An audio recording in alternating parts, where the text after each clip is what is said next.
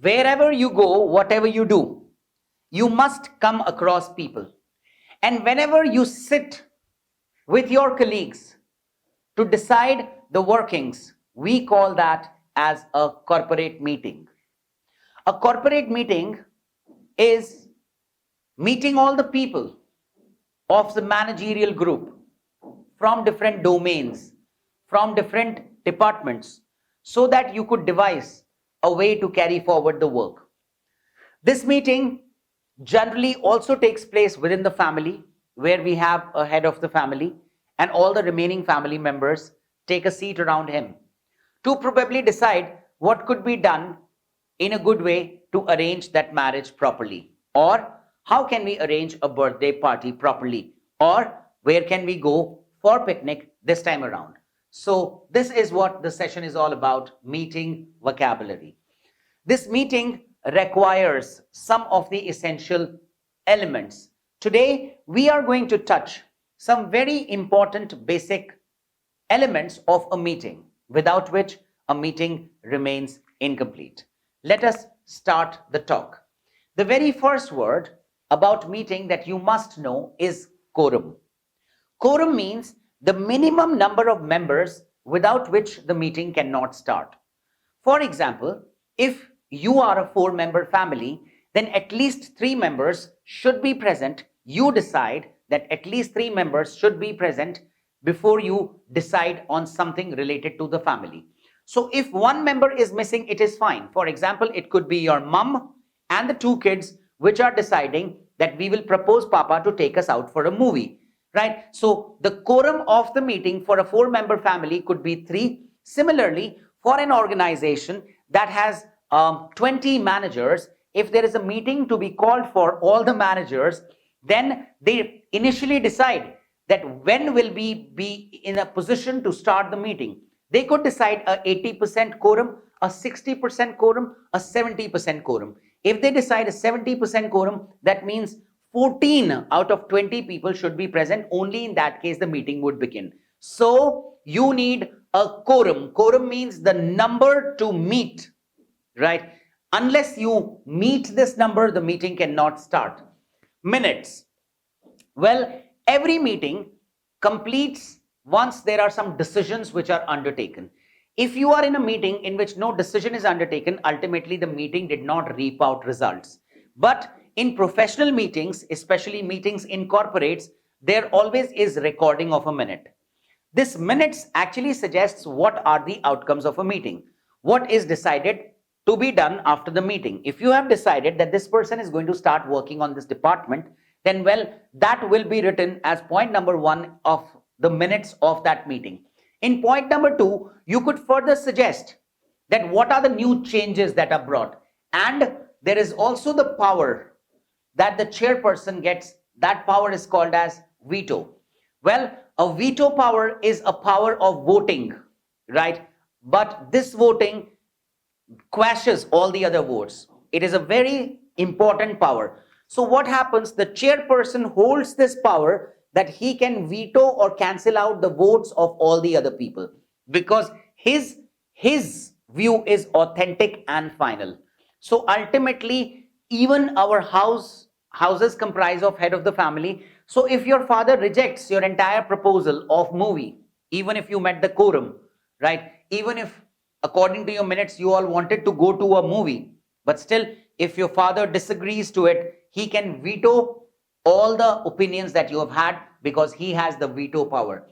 Amendment means whatever the previous rules were passed in the previous meetings, if you want to bring some changes into that, or whatever the working culture is right now in the organization, if you want to bring some changes, right? So alter, amendment, modification, all these terms are same. So ultimately, when you modify, when you change, when you alter, when you amend something, we call that as amendment. For example, maybe earlier there was a rule in the family that even on Sundays everybody must wake up by 9, so that you all are pretty much ready. But on the normal days it's 7 o'clock, but okay, Sunday is a little leverage. Now maybe your dad feels that okay, it is summer holidays going on, I think I should make it a little relaxed. So if he amends it to now you have to wake up till 10, so he excuses you yet another 1 more hour of extra sleep. considering that, okay, it is summer holidays going on, it is not so much of a work pressure, it is not so much of a school pressure. So ideally, whenever you bring a change, considering the norms that would be more accepted, that is called as amendment. Whenever a meeting does not reach to a conclusion and it has to be stopped for some time, right? That means the decision, pending decision, would be given in the next meeting. That is called as meeting adjourned. That means meeting halt or stopped for some time. So we have a few words: quorum, the minimum number; minutes, the recordings of what happened in the meeting; veto is the power to reject or to accept or to give your final opinion by the chairperson; amendment means the change, the alter, the amendment, the whatever changes that you have brought forward; adjourn means to cancel out the meeting for some time or to take the remaining part of the meeting on the other side; agenda refers to there is no meeting without an agenda. Agenda directly is the reason for why the meeting takes place. So it is the goal or the objective of a meeting that you would want the meeting to fulfill that agenda. What is the agenda? For example, we are in discussion about a meeting that took place in a family. And every time we are talking about that, okay, we want to watch a movie. So what's the agenda? Whether you should be allowed to watch a movie or not. So ultimately, the agenda is whether a movie should be watched or not. The last is motion. Whenever you practically decide on something and you practically come up with a particular stand, whenever you come up with a particular opinion and it is approved, then you say a motion is passed. Well, all these terms essentially make a meeting possible. Let us just take a practical example right now. Maybe in a group of 5 members, right, which is the quorum for a meeting of a society where there are 8 elected members of the council, right? The chairperson's presence is mandatory, and along with him any 4 members, which could include a secretary or a treasurer. If minimum 4 more other members are present, then the meeting could take place. So let's just take a scenario where 5 people were present and they decided on hygiene of their society, right?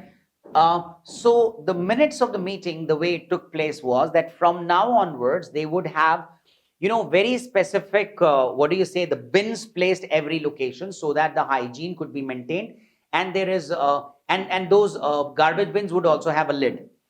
The total budget was also decided, but on the budget, the chairperson used his veto power and he said that, okay, the budget constraint can be looked over because I'm going to spare more money to you. Don't worry on that.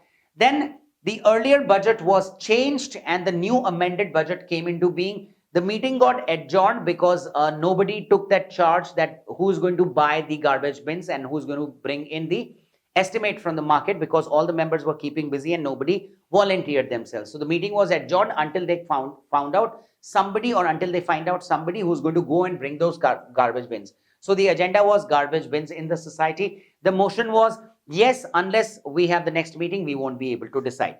Now, this is an example of a meeting. I want to also hear an example of a meeting from you in the assignment. I hope this session was very basic, but it improved your vocabulary quite a bit. And now, whenever a big meeting happens, you keep your eyes and ear open and you understand what happens in the meetings. Thank you very much.